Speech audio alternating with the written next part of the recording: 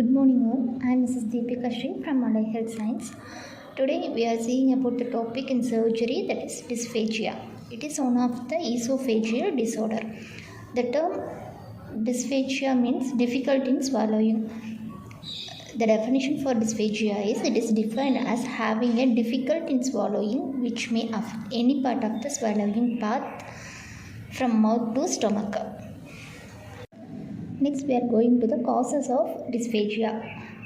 Etiology: difficult swallowing because of some of the digestive tract disorder, that is GERD, that means esophageal reflux disease, achalasia, diffuse esophageal spasm, esophageal cancer, scleroderma, and esophageal stitches. And these are all the pictures.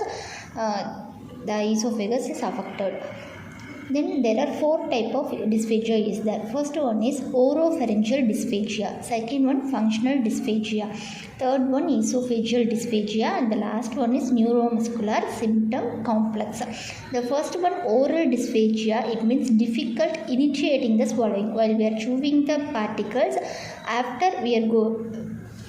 while we are chewing the particle, we can pass it throughout our esophagus to the stomach. So that part, the starting part itself, we are having the swallowing difficulty. Next one, functional dysphagia. Sensation of the difficulty swallowing not associated with the anatomic abnormalities or injury. There is no any structural or functional disorder, but the patient feels there may some difficulties in swallowing. Third one is esophageal dysphagia. It means difficulty passing food down the esophagus. So the patient feels the epigastric discomfort. And last one is neuromuscular symptom complex. This means experience gradually progress to difficulty in swallowing food, solid foods or liquids due to neurodegenerations, motor neuron disease. It is associated with the neuromuscular degenerative disorders.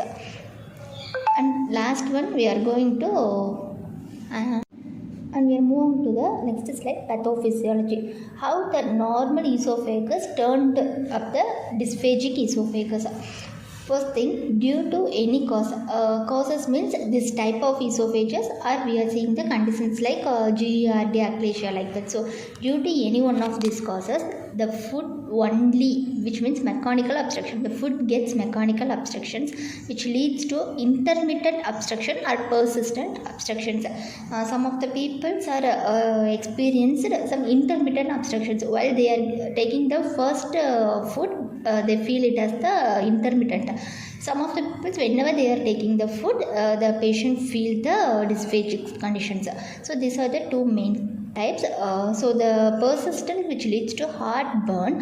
If the patient feel heartburn, there is the stitcher may present. Next one, if the patient do not feel the heartburn, it is because of old age or young age. In old age, it leads to carcinoma, that is cancerous cells.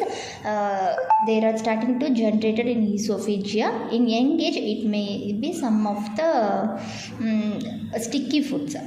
And next one, solid and liquid motility disorder. That means the movable of the food particle from one area to the, which means esophagus to the stomach. In between gap, the patient feels the dysphagic conditions. Like third, esophageal dysphagia type.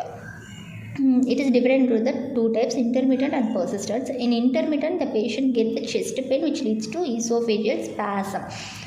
Second type, persistence. The persistent, if it is the heartburn, it may be a scleroderma. If it is the rehydration, it may be a achalasia. These are the pathophysiology of these conditions. And next, we are moving to the symptom of dysphagia. First one, choking on first or drinking. Choking of the foods, which means the patient can't able to swallow the food from mouth. Next one is coughing due to some of the chewing problem in mouth itself, coughing during or after swallowing. That is because of GERD, reflux disorder. And next one is coughing or vomiting up the food. Next one, having a weak or soft voice. Next symptom is aspirating. That means aspirating means the patient, if the patient is aspirated, means pneumonic aspiration is there. The food is moved into the pulmonary part. And next one is excessive saliva or drooling. Next one, difficult chewing. Next one, food sticking in your mouth. And next we are moving to the diagnosis. How we can diagnose, how we can rule out the dysphagic conditions. First one, X-ray. Combined with barium X-ray, the technologists can see the dysphagic conditions because of what, and then a proper history taking and physical examination too, and visual endoscopic diagnostic method.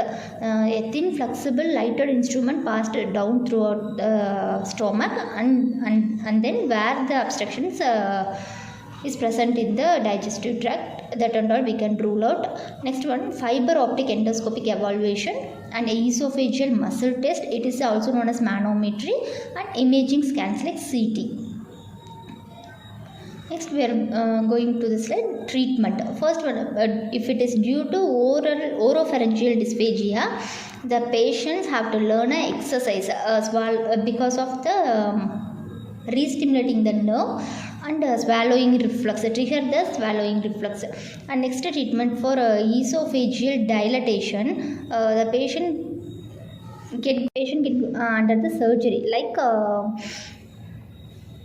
laparoscopic Heller myotomy, POEM, peroral endoscopic myotomy, and esophageal stent placement. These are all the surgical methods.